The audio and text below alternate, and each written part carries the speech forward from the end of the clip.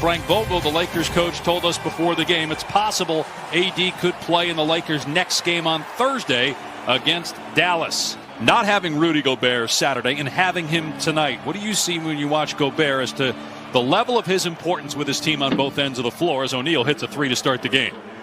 A defensive player of the year, but offensively, you can't limit the effect he has screening, rolling, diving to the cup, opening up everything that the Jazz do on the offensive end.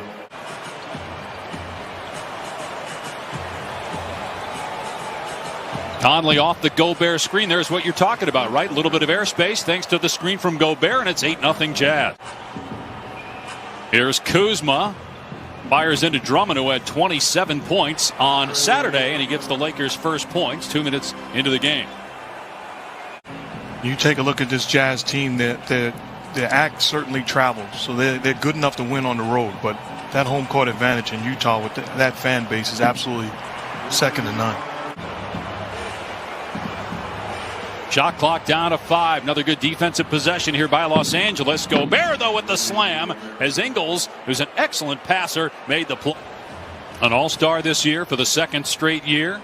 In the running for Defensive Player of the Year, which would be his third if he's able to win it, as Bogdanovich drills a three. And having talent, because talent damage doesn't have an effect in a playoff series. You need to have guys at 100%. Schroeder drills a three. You start to talk about whether we want to rest guys going into the playoffs, knowing that the schedule's more condensed this year. To me, they're in a different they have a different mentality than the Lakers. We need to be at 100%. When you're talking about the Utah Jazz, it's about making sure guys are healthy, but I wouldn't rest guys. We're going to continue to keep our foot on the gas pedal because the message has got to be we haven't accomplished anything yet. Maybe some teams are being more and more careful with star players as Caldwell Pope gets a steal. It's hard not to say Utah's the best team right now. They have the best record. Three goes for Caruso, back-to-back Laker triple. Their record at this stage, 42-15, is the best in franchise history. Drummond working hard on the offensive glass. Gets it out to Kuzma. 3 straight threes for the Lakers, and just like that, they're within 2. Clarkson leaning in. Good teamwork there with Gobert. And Clarkson hits the fall away. The end of the first round, traded by Brooklyn after the Nets drafted him. Clarkson with 1 on the timer knocks down the 3. He scored the last 7 points for Utah. His presence, setting screens and diving, then protecting the rim. And I love what Quinn talked about. You got to recognize how you're being defended in the pick and roll action and get rid of the basketball. Meanwhile, a beautiful shot by Schroeder. Similar to Steph Curry, that's something that they're going to have to deal with the rest of the way when they take falls like that because of the bruise and the effect of the injury, the initial injury. 3 minutes gone by, second quarter. Utah by 6. Jazz with the best record in the league as Horton Tucker splashes home a 3-ball. Future's awfully bright with the talent that he has, and he's only getting better. He only played in 6 games last year as Niang kisses it in. Clarkson spinning. Tough shot, but it goes against Ben McLemore, who's playing his 7th game. Clarkson gets past his man and floats it up and in. Missed the shot. He's 2 for 7 from the floor. Utah looking to run. Bogdanovich spins past his man, lays it home, and a foul. Bogdanovich with 9 points and a chance to make it 10. At 15 consecutive games with 20 or more threes.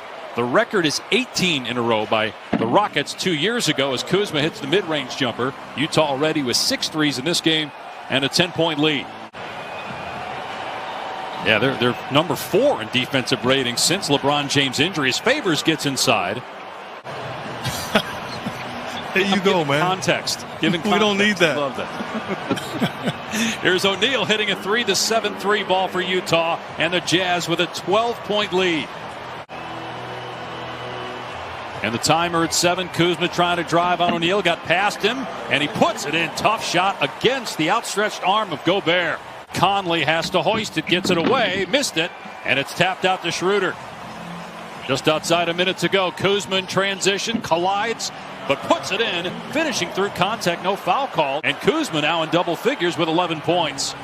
That's a great job by Kuzma running the lane.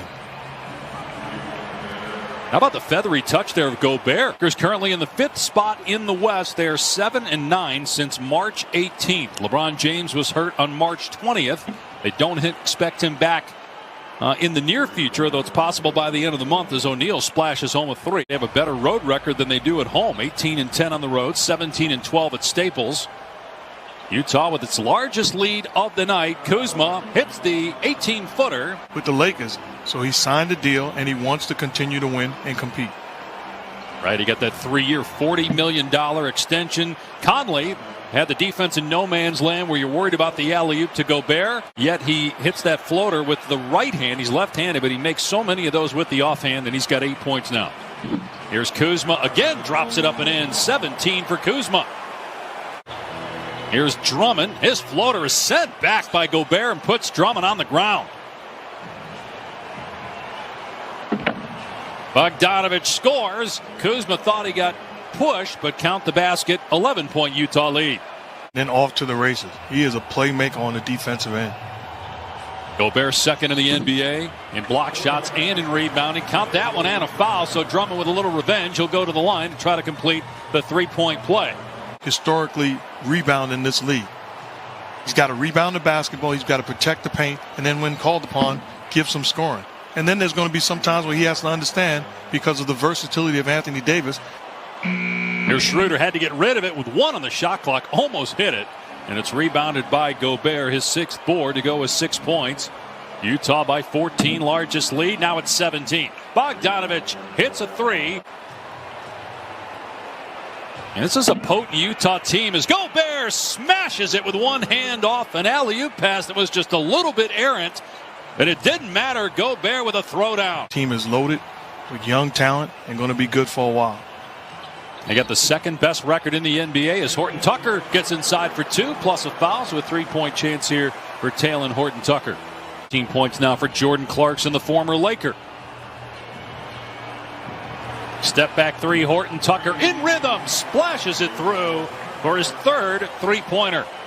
Jazz are taking whatever they want on the offensive end. And Utah shooting over 60% and over 50 from 3 as Ingles drops in a 3 and the lead is up to 20. About how difficult it's going to be, not just the MVP race depending on how Jokic and Embiid finish, but the all-NBA teams, because of all the injuries as Ingles smokes the net with another 3. Missed 16 games, but obviously he's going to miss a bunch more before he comes back at the end of the month. Another 3 for Ingles. That's 13 Utah threes, and the lead is back to 20. Another outstanding year. But with that team, they're going to judge them come playoff time. Will they be together and will they win? Young stars in the NBA. He is absolutely special. Absolutely special. And has it. Whatever it is, he has it. It's been so obvious watching this game compared to Saturday. He does everything for him. Protects the rim, plays out a pick and roll, alters shots. You're talking about Curry with 49. He actually had a chance to get 50. Was at the line shooting 2 with 48. Got poked in the eye in the foul. Missed 1. He's got to get better at the free throw line.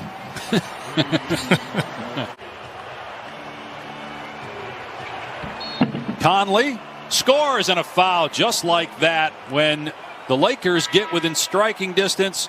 Utah elite again offensively. Kuzma couldn't handle the pass. And Utah with a 2-on-1. O'Neal gives it back to Bogdanovich for the layup. Here's Bogdanovich. And it's no fluke. Both of these teams are going to be around. They're not going anywhere.